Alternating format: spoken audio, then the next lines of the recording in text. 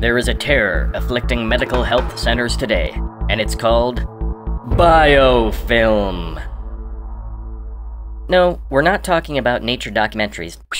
Biofilms are communities of bacteria that combine together, making themselves resistant against our arsenal of antibiotics.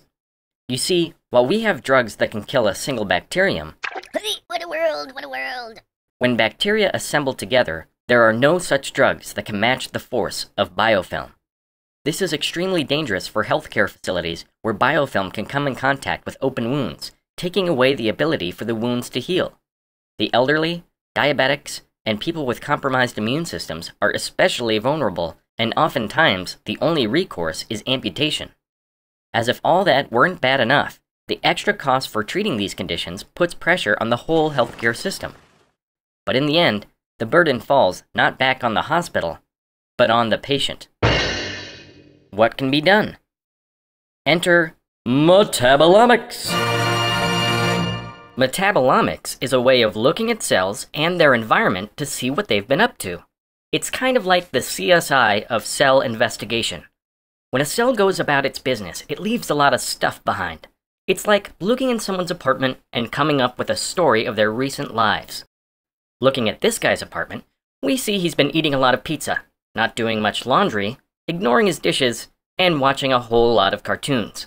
We can make educated guesses about his lifestyle based on what we see. Hey. It's much the same with cells. We call the bits and pieces that a cell leaves behind metabolites. When you look at all of those metabolites, by detecting chemical signatures through nuclear magnetic resonance and mass spectrometry, you can start to understand what's been going on inside the cell. How does that help us with biofilms? Well, with support from the NIH Common Fund, Dr. Amons is researching ways to use metabolomics against biofilms. For example, it could be a great way to diagnose a problem in the first place. Through this research, we may be able to better understand the biofilm lifestyle. If we know their energy source, perhaps we can cut them off to weaken or kill them. We might even be able to train macrophages to defeat them, a particular kind of immune cell that searches out and eats bacteria. Or it could be something that we haven't even thought of yet. Using a complex systems biology approach, Dr. Amon's research has the potential to uncover novel metabolic mechanisms and therapeutic targets. And with the help from the Common Fund, that research may help us all.